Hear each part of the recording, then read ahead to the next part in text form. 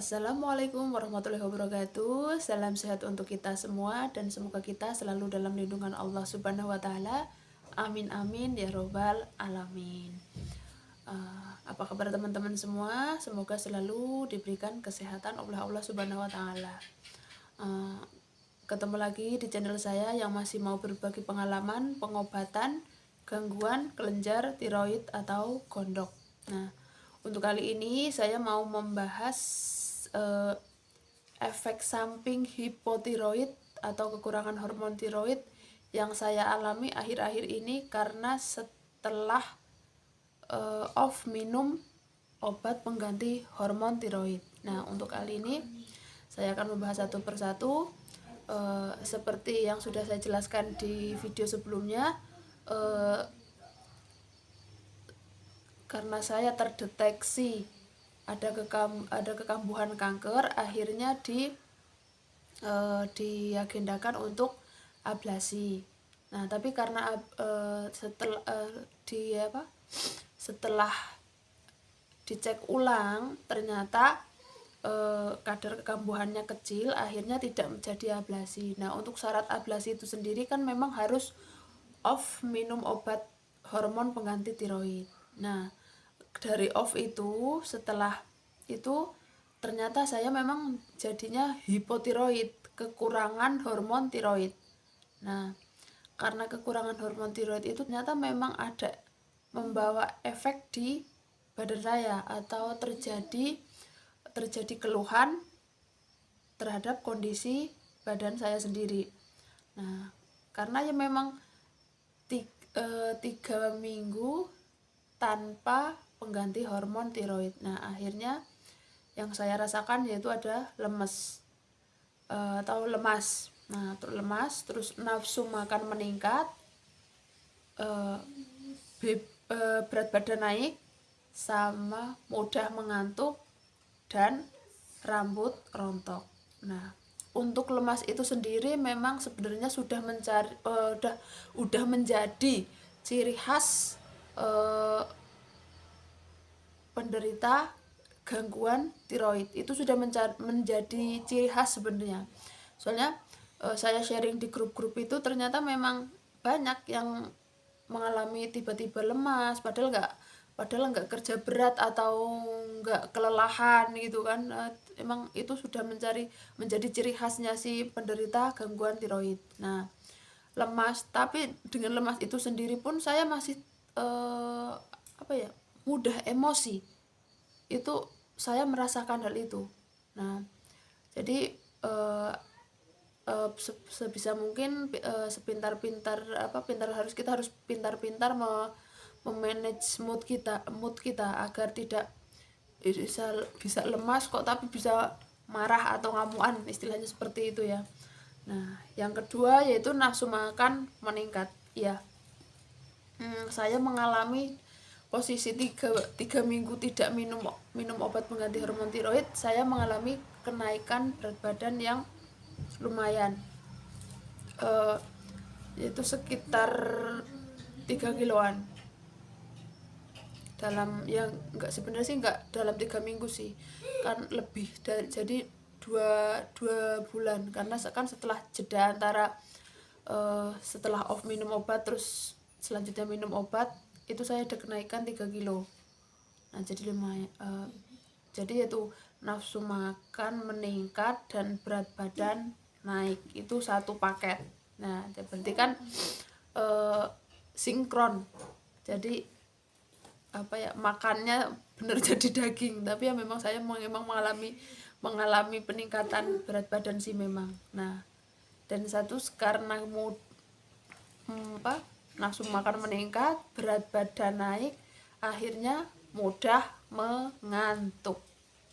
Sebenarnya sih bukan untuk saat ini aja sih saya mudah mengantuk. Dari dulu efeknya sebelum operasi dan sesudah operasi saya merasakan hal itu. Memang gampang banget tidur gitu loh. Istilahnya sambil duduk aja bisa merem gitu, bisa pules, bisa tidur nyenyak, itu seperti itu. Nah, terus yang selanjutnya yaitu rambut rontok. Nah, kerontokan rambut itu biasanya memang sudah menjadi ciri khas juga untuk penderita gangguan tiroid. Cuman untuk kali ini rambut saya rontoknya parah. Nah, jadi lebih rontok dari biasanya. Nah, terus apakah ada ketakutan gitu kan? Nah, tentu ada ya teman-teman. Kan kalau dilihat dari saya sebagai penderita kanker tiroid, nah itu kan ya kepikiran, kok bisa rambutnya rontok seperti ini, apa bener-bener kankernya itu memang bener-bener bisa kambuh, terus apa sih, mengurangi apa namanya, kondisi daya imun tubuh saya gitu kan itu pasti ada. Nah, tapi untuk itu ya kita bisa sharing di ada grup yang sesama pejuang tiroid, biar saling support, biar saling apa ya, berbagi keluhan, jadi teman-teman tidak merasa sakit sendiri, bahwa kita sakit ya. Kalau di dalam rumah kita memang, aku kok sakit begini sendirian, nggak ada yang ngertiin, nggak ada yang mahamin, seperti itu ya. Tapi kalau kita bertemu di lingkup grup kita, kita tetap mendapatkan solusi, sugesti, support, dan saling mendoakan. Itu udah pasti. Nah, jadi kekuatannya saya dari situ, karena memang bahkan orang yang dalam satu rumah pun kadang kan tidak mengerti, nggak apa, atau kadang mungkin nggak tahu, nggak mau mengerti, atau nggak mau tahu, kan kita juga nggak bisa memaksakan. Nah, jadi kita bisa mencari informasi, kita berbaur dengan orang-orang yang seperjuangan, jadinya kita tidak merasa sendiri. Dan jadi dengan adanya keluhan-keluhan seperti ini pun saya bisa tetap, oh ya ternyata memang keluhannya seperti ini, ya nggak apa-apa lah, nikmatin aja. Kan benar kata dokter, kalau tiroid itu selama ada keluhan berarti memang kondisi badan kita lagi tidak fit. Tapi kalau ada nggak ada keluhan, kita nyatakan aja kita lagi keadaan kondisi sehat. Jadi seperti itu tuh ya teman-teman. Jadi tidak usah apa sih namanya, tidak usah yang terlalu mengkhawatirkan sekali, mengkhawatirkan banget itu jangan, karena pola pikir kita juga mempengaruhi kondisi hati kita. Usahakan kita bisa melakukan hal-hal positif, kita bisa melakukan hal-hal yang bermanfaat, agar kita tidak terlalu kepikiran dengan sakit kita. Ya sebenarnya walaupun saya sendiri sih memang terpengaruh juga sebenarnya, karena yang ya gimana nggak terpengaruh, maksudnya terbawa kepikiran gitu kan nanti kalau kita ada kekambuhan otomatis ada keluhan, terus gimana kita nanti mau berobat.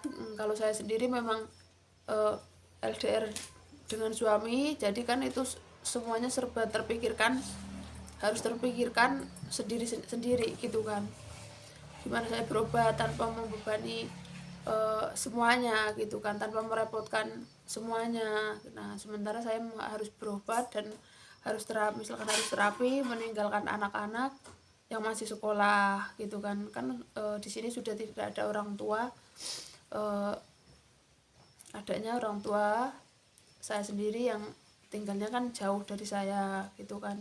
Jadi itu sempat terpikirkan, jadi ada rasa ketakutan juga gitu kan.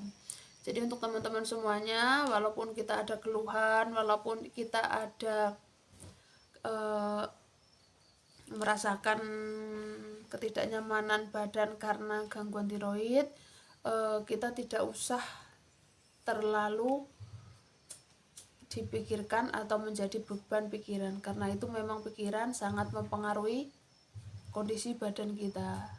Nah, jadi seperti itu ya teman-teman semua, itu yang saya alami sampai saat ini pun saya masih mengalami hipotiroid. Nah, dan untuk terapi apa yang dilakukan dokter selanjutnya untuk menangani hipotiroid saya. Nah, saya konsultasikan, terus gimana dok, karena saya masih hipotiroid. Ya udah, saya akhirnya disarankan untuk menaikkan dosis obat pengganti hormon tiroidnya. Yang tadinya minum 1 ditambahin setengah, jadinya minumnya 1,5. Nah, terus nanti bulan depannya dicek lagi untuk mengetahui sudah stabil atau belum. Nah, nanti kalau udah hasilnya stabil, sama dokter biasanya disarankan atau kita minta sendiri untuk kontrol 2 bulan atau 3 bulan sekali.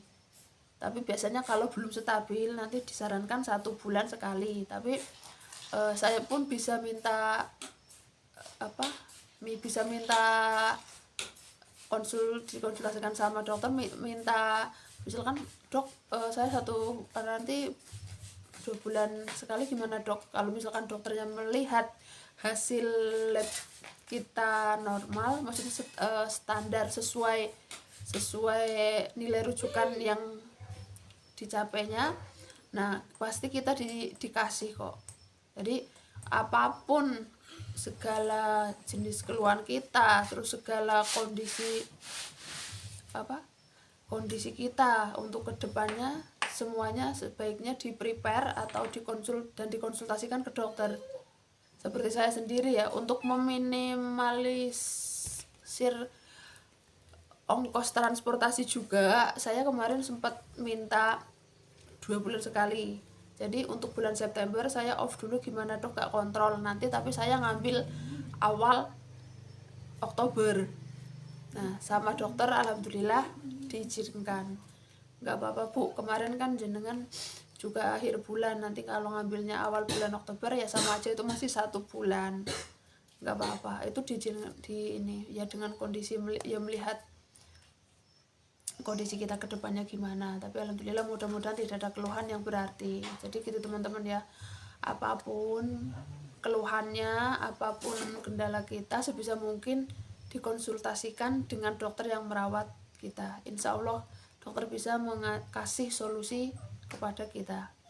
Nah, jadi gitu teman-teman semua ya, itu efek samping dari hipertiroid yang saya alami setelah off minum obat, dan dengan harapan bulan depan kalau cek sudah normal atau sesuai nilai kerujukan.